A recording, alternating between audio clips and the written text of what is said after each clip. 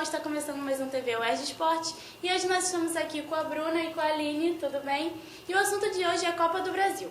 Vamos começar falando do Flamengo e Botafogo, que aconteceu ontem no Maracanã, né? 4-0 para o Flamengo, tristeza para os botafoguenses.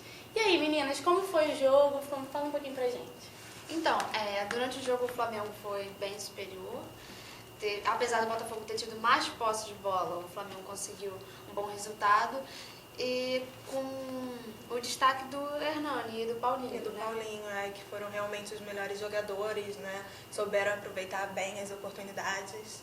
E logo aos 20 minutos do primeiro tempo surgiu o gol do Flamengo, o primeiro gol, né? Que foi com uma cobrança de falta do André Santos, que o Marcelo Matos cortou, mas acabou batendo no Rafael Marques e o Hernani aproveitou para fazer o gol. E questão de finalizações também, o Flamengo teve só no primeiro tempo 8 contra 3 do Botafogo. E a maioria das finalizações do Botafogo foram de fora da área, né, também. E 3 das 8 foram do Hernani, que ele jogou muito bem.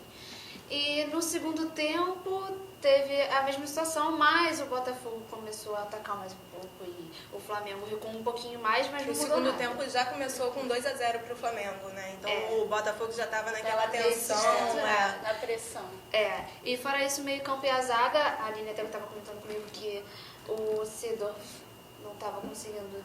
Porque normalmente é ele que organiza o meio-campo do Botafogo, né? E ontem ele não estava conseguindo organizar. A zaga também estava muito diferente do que a gente está acostumado a ver no Campeonato Brasileiro. E fora isso também o Flamengo a predominância das jogadas foram pela esquerda. Aproveitando a falha que o Botafogo tinha na esquerda, porque o Botafogo é melhor na direita, né?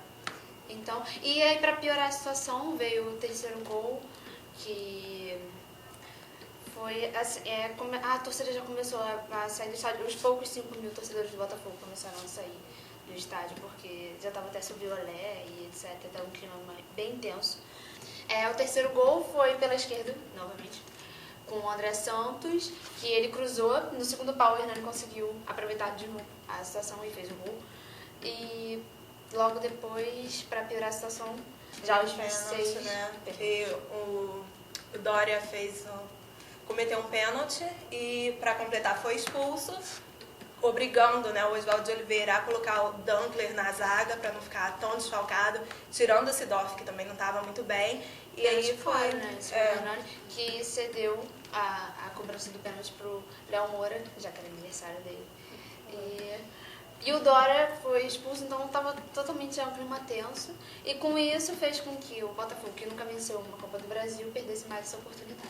E o próprio Oswaldo de Oliveira reconheceu, né, a má atuação do time e também que a partir do primeiro gol do Flamengo o Botafogo recuou, não conseguiu mais fazer grandes jogadas e isso só aumentou as chances do Flamengo mesmo, né?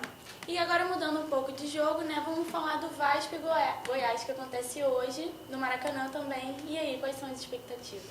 O Vasco está com uma preocupação em relação ao Campeonato Brasileiro, porque está em 17º, aquela coisa da zona do rebaixamento.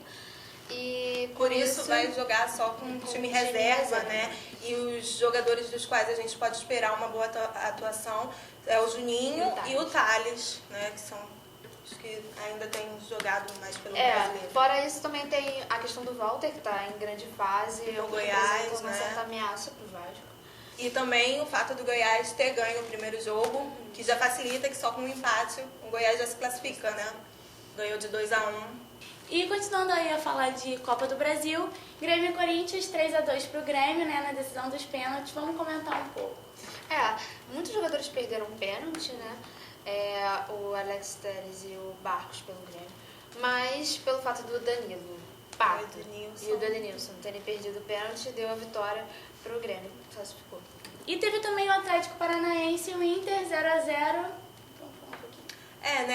Apesar do 0-0, o Atlético Paranaense se classificou por conta do resultado no primeiro jogo, que foi 1-1, como ele tinha feito um gol fora de casa, né? Se classificou. Então os próximos jogos são Atlético Paranaense e Grêmio, e o Flamengo vai jogar ou com o Vasco ou com o Goiás. Vamos ver quem é que vai ganhar para encarar o Flamengo nos próximos jogos. Obrigada, meninas, pela participação, e fica por aqui mais um TV UERJ Esporte.